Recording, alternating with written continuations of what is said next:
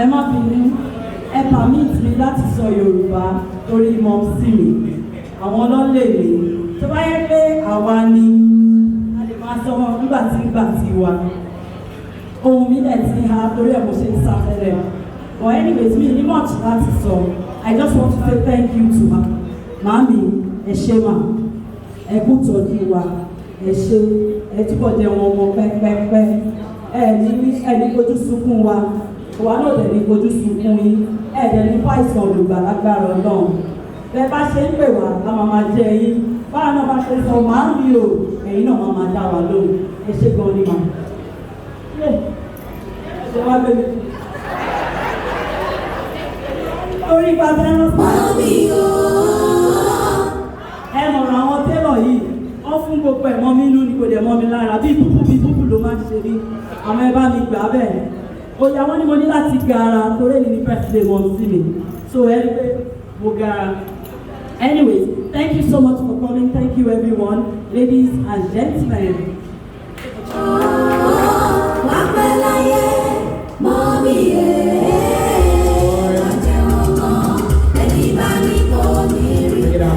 All right, thank you very much. Thank you very much. I appreciate you greatly. All right, àwọn ọmọ mi lọ ti sọ̀rọ̀ yẹn, wọn ò ní sọ̀rọ̀ tán lágbára Ọlọ́run. All right, mọ́mì ẹ ṣeun gbọ́mà. Torí pé mi ò fẹ́ dá yín dúró púpọ̀, mo fẹ́ kẹ́ ṣe kéde, mo fẹ́ kẹ́ gbé àkàrà òyìnbó ní báyìí. Láti ṣe ìyẹn báyìí sẹ́yìn, máa láti ṣe kéde, máa láti pé àwọn àgbàlagbà tó ti súnmọ́ ọjọ́ orí yín mà, tó ti súnmọ́ ọjọ́ orí yín díẹ̀ mà. So please, ladies and gentlemen, if you are over 60, please can you raise up your hand? If you are over 60, over 60.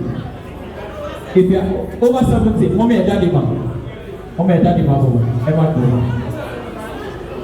Would you back up the motor? Mommy ever born. Ever go back?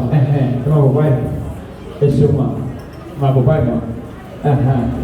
Please bring it up, bring it up, bring it up, bring it up, please, bring it up, please. Can I have all mama's children outside at this time? All mama's children, so please join me outside at this time. Thank you. Emma, boy, ma. Mommy, Emma, boy, ma. Edro, boy, ma.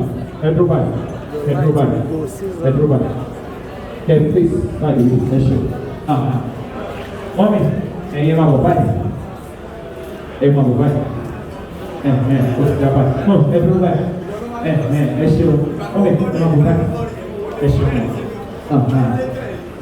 Very good. Please, can I have all mama's children?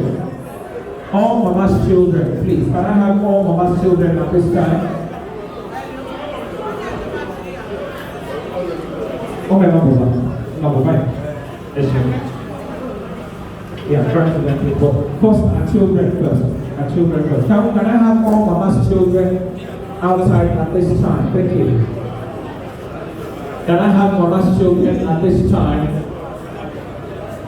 Thank you. All mama's children. Adediwura, please join us. We want to cut the cake quickly. Auntie, please, we're waiting for you, ma'am. Thank you, ma'am. Where is Uncle Shego? Let somebody shout hallelujah. All right, please, can we join Mama? Mommy, Emma, bye-bye, ma. I beg a cake.